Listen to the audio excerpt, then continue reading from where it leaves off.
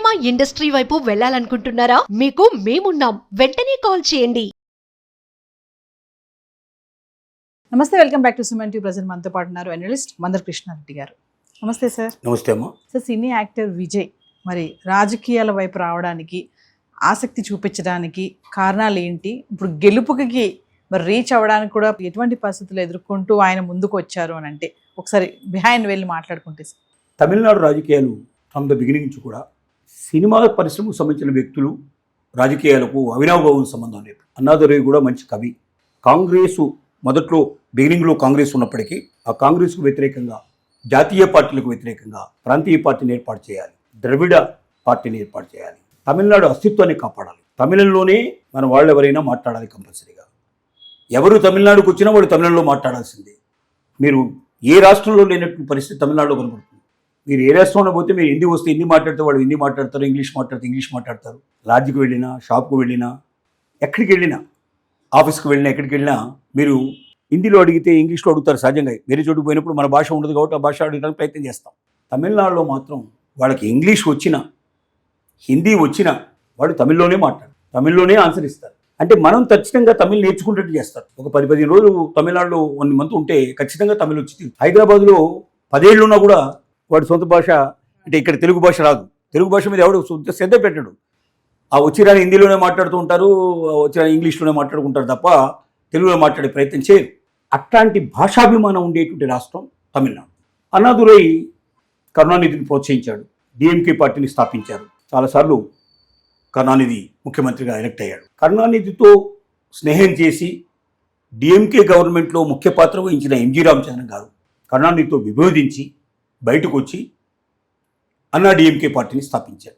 ఆ తర్వాత ఎంజి రామచంద్రన్ బతికున్న కాలం ఆయనే ముఖ్యమంత్రిగా ఉన్నాడు.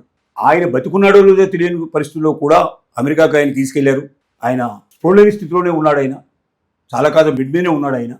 ఆయన ముఖ్యమంత్రిగా ఇక్కడ జయలలిత ఆయన తరపున పరిపాలించడం జరిగింది. ఆ తర్వాత ఆయన తదనంతరం జయలలిత ముఖ్యమంత్రిగా పరిపాలించింది. జయలలిత మరణం తర్వాత పార్టీ 2 ముక్కలైపోయింది, చీలిపోయింది. ఆ తర్వాత డిఎంకే మళ్ళీ అధికారంలోకి వచ్చింది. 2 పర్యాలు డిఎంకే పరిపాలించింది.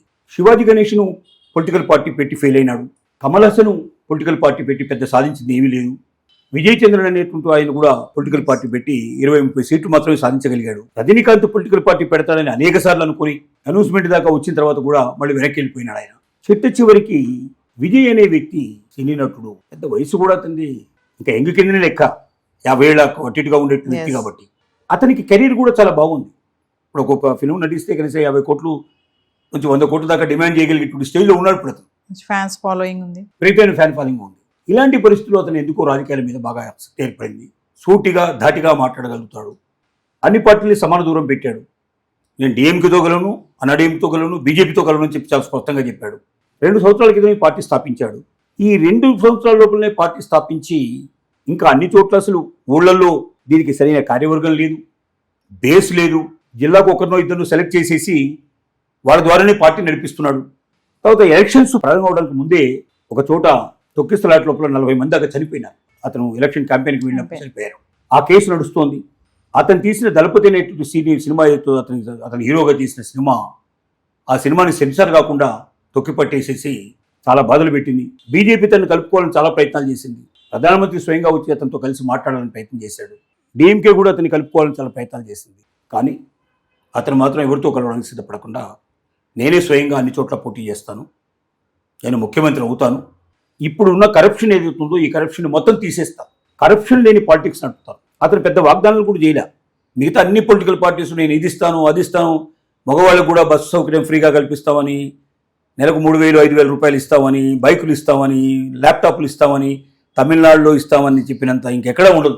మ్యాక్సిమంగా ఫ్రీగా ఇచ్చేస్తారు. కానీ తను అవన్నీ చెప్పలా. నేను కరప్షన్ లేని పార్టీని నడిపిస్తాను, అందరి ప్రజలకి అందుబాటులో ఉంటాను, ఉద్యోగ ఉపాధి కల్పన కల్పిస్తాను, నేను మంచి పరిపాలన ఇస్తాను, నన్ను నమ్మితే ఓటేయండి అని చెప్పాడు. సోషల్ మీడియా ద్వారానే అతని కంపెనీ అంతా నడిచింది. యువకులు, జంజీ వాళ్ళు ముఖ్యంగా దీంట్లోపల పాత్ర వహించడం వల్ల బాగా పాపులర్ అయ్యాడు. ఊళ్ళల్లో బేస్ లేకపోయినా కొన్ని చోట్ల క్యాండిడేట్స్ కూడా దొరకలే పోటీ చేయడానికి. ముందర ఎవడో ఒకటి పట్టుకొచ్చేసి వేయించేశారు. అలా వేయించిన వాళ్ళంతా ఇప్పుడు నెగ్గేటివ్ పరిస్థితి ఏర్పడింది. 100 సీట్లకు పైగా ఇప్పటికే వచ్చున్నాయి. ఒక 10 నుంచి 15 సీట్లు తక్కువ పడే పరిస్థితి కనబడుతోంది. ఆ 10-15 సీట్లు కూడా ఇటు డిఎంకే కానీ అటు ఏడీఎంకే కాకుండా చిన్న చిన్న పార్టీలు ఉన్నాయి. 1 సీటు 2 సీట్లలో ఉండేటువంటి 3 సీట్ల పార్టీలు ఉన్నాయి ఇక్కడ. ఆ పార్టీలు ముందుకు వస్తున్నాయి. అంటే అవి ఇప్పుడు డిఎంకేలోనూ ఏడీఎంకేలో కలిసి ఉన్నాయి. అవి విడిపోయి బయటకు వచ్చేసి తనతో కలవడానికి సిద్ధపడుతున్నారు. అలా వాళ్ళందరినీ పోగు చేసి ఒక 20 మందిని తీసుకొని అతను స్టార్ట్ చేస్తాడు. అతను ముఖ్యమంత్రిగా ప్రమాణ స్వీకారం చేయించుకుంటాడు, ముందుకు వెళ్తాడు. యంగ్ పర్సన్ కాబట్టి ఇంకా 20-30 ఏళ్ళు అతను రాజకీయాల్లో ఉండడానికి అవకాశం ఉంది. ఒక కొత్త ట్రెండ్ ప్రారంభమైంది. దీనికి ముఖ్యమైన సమస్యలు ఏంటంటే డిఎంకే చాలా మొండిగా వెళ్ళింది. వాళ్ళు హిందుత్వాన్ని పూర్తిగా వ్యతిరేకించారు, సనాతన ధర్మాన్ని పూర్తిగా వ్యతిరేకించారు, సనాతన ఆచారాలు ఏవద్దన్నారు. వాళ్ళు తారి కూడా కట్టరు. పెళ్లికి డిఎంకే పార్టీ వాళ్ళు వాళ్ళ కార్యకర్తలందరికీ ఏం చెప్తారంటే తాళి కట్టాల్సిన అవసరం లేదు, భార్య ఈ రోజు నుంచి ఈవిడ నా భార్య అంతే. అంతే. ఒకరి మీద ఒకరి నమ్మకాలు ఉండాలి తప్ప తాళి కట్టినంత మాత్రం ఏమొస్తుంది అనేటువంటి ఉద్దేశంతో ఉండేవాళ్ళు. దేవాలయాలకు కూడా వాళ్ళు పెద్దగా పోరు, దేవుడిని వాళ్ళు నమ్మరు. ఇట్లాంటి చాలా విశ్వాసాలు ఉన్నాయి వాళ్ళకి. మరి భారతదేశంలో కానీ ప్రపంచం మొత్తం మీద ఎక్కువ దేవాలయాలు ఉన్నది ఎక్కడంటే తమిళనాడులో ఉంటాయి. అలాంటి ప్రదేశం లోపల దైవత్వానికి వ్యతిరేకంగా వెళ్ళినప్పుడు వల్ల దెబ్బతినడం అనేది జరిగింది. మొండితనంతో ముందుకెళ్ళడం వల్ల దెబ్బతినడం జరిగింది. ముఖ్యంగా కేంద్ర ప్రభుత్వం మీద కాళ్ళు దువ్వడానికి ప్రయత్నం చేయడం, మహిళా బిల్లుకు వ్యతిరేకంగా ప్రవర్తించడం, ఇట్లా రకరకాల కారణాల వల్ల డిఎంకే దెబ్బతిన్నది. ఇవాళ 70 సీట్ల లోపలికి పరిమితమయ్యే పరిస్థితి ఏర్పడింది. 123 సీట్ల నుంచి అక్కడి దాకా వచ్చే పరిస్థితి ఏర్పడింది. కాబట్టి ఒక కొత్త ట్రెండ్ మాత్రం వచ్చింది. భవిష్యత్తు లోపల తమిళనాడు రాజకీయాలు కొత్త మలుపు తీసుకున్నాయి. డిఎంకేని అన్నా డిఎంకేని పక్కన పెట్టేసేసి ఒక కొత్త పార్టీకి మొట్టమొదటిసారిగా అవకాశం కల్పించి ఒక కొత్త ఒరవడికి శ్రీకారం చుట్టిన తమిళ ప్రజలకి మనం తప్పనిసరిగా అభినందనలు చెప్పాల్సిన అవసరం ఉంది. Thank you sir.